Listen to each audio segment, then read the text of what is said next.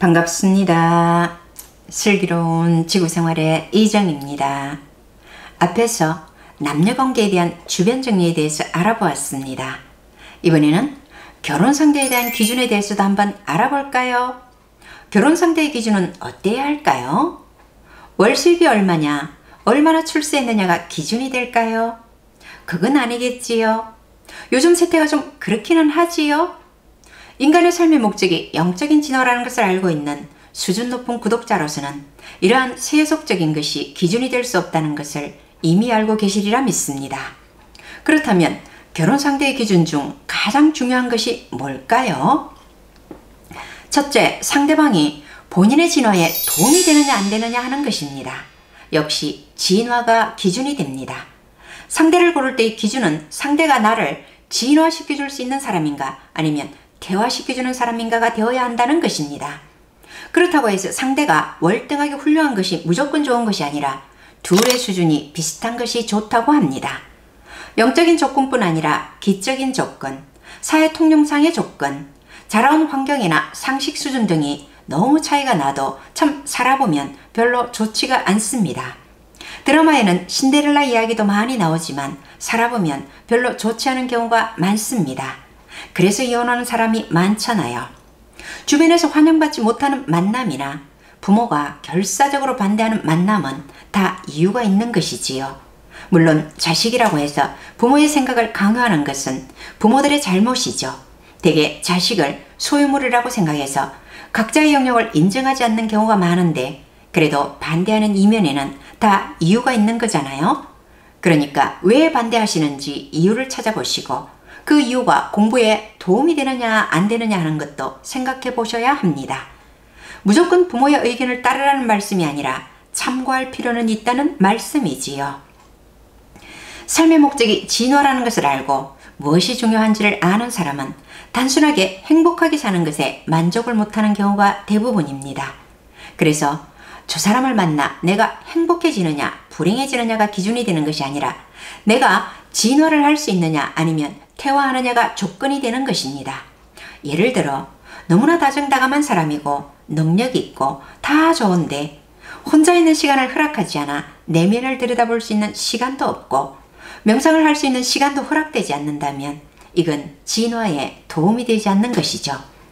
세상적으로는 참 괜찮은 사람인데 보이지 않는 세계나 진리에 대해서는 자신은 물론 주변 사람도 도저히 허락되지 않는 사람이 많이 있습니다. 이런 사람은 아무리 좋아도 진화에 관심 있는 사람의 결혼 상대는 아닌 것이지요. 이런 사람을 좋아하는 사람은 많이 있으니 고이 보내드리오리다 하고 보내는 것이 후회하지 않는 길이라는 말씀이지요. 둘째, 흔들림을 주는 상대에서는 안 된다는 것입니다. 만남으로 인해 흔들림, 스트레스를 주는 상대가 있잖아요. 상당히 매력은 있는데 만나기만 하면 굉장히 피곤하게 합니다. 이렇듯 자꾸 불편하게 하는 상대는 안 좋다는 것이지요. 예를 들어 지나치게 자기중심적이거나 가만히 있지를 못하고 끊임없이 일을 만들어 신경 쓰이게 한다거나 바람을 상습적으로 피운다거나 이런 너무나 나를 흔드는 사람은 안 되겠다는 말씀입니다. 비록 밋밋하고 못생기고 매력이 없을지라도 흔들리지 않고 고정되어 있는 사람, 변함없는 사람이 진화를 하는 데는 방해가 되지 않는 사람입니다. 그리고 이런 사람이 알고 보면 행복하게 해주는 사람이라는 것을 결혼해본 사람은 좀 알지요. 그렇지 않나요? 이런 생각을 안 하고 매력만 있으면 좋다고 선택하니 이혼을 하는 경우가 많거든요. 셋째, 안목이 높아졌을 때 고르라고 합니다. 내가 1단이면 1단인 상대가 만나지고 2단이면 2단인 상대가 만나진다고 합니다. 자기 수준을 높이면 만나지는 상대가 달라진다는 것이지요. 그리고 상대는 끊임없이 만나진다고 합니다. 어떤 시기가 지나고 나면 안 만나질 것 같지만 상대는 끊임없이 만나진다고 하네요. 그리고 인연이 있다고 반드시 결혼하는 것은 아니라는 말씀 드렸지요? 더구나 현대인의 인연은 반드시 결혼으로만 오는 것이 아니라 오히려 친구 사이가 더 좋을 수도 있다고 합니다. 그러니까 내가 안목이 높아져 인연이 있다 하더라도 인연 중에서도 이 사람을 친구로 하는 것이 좋을지 직장 동료로 하는 것이 좋을지 결혼 상대가 좋을지를 구별할 수 있을 만큼 안목이 높아졌을 때 고르는 것이 좋겠다는 말씀입니다. 친구로 했으면 길게 정말 좋을 사이인데 결혼을 하여 원수가 되는 경우도 있잖아요. 피겨 중에 페어나 아이스댄싱처럼 남녀 둘이 하는 사람들은 웬만하면 결혼은 안 한다고 하더군요. 사실 부부보다 더 많이 알고 가까운 사이가 될 수밖에 없잖아요. 그런데 결혼을 하면 팀이 깨지는 경우가 많다고 해요. 아마도 결혼 인연이라기보다는 피겨를 같이 하는 인연으로 온 경우가 많기 때문이 아닐까 합니다.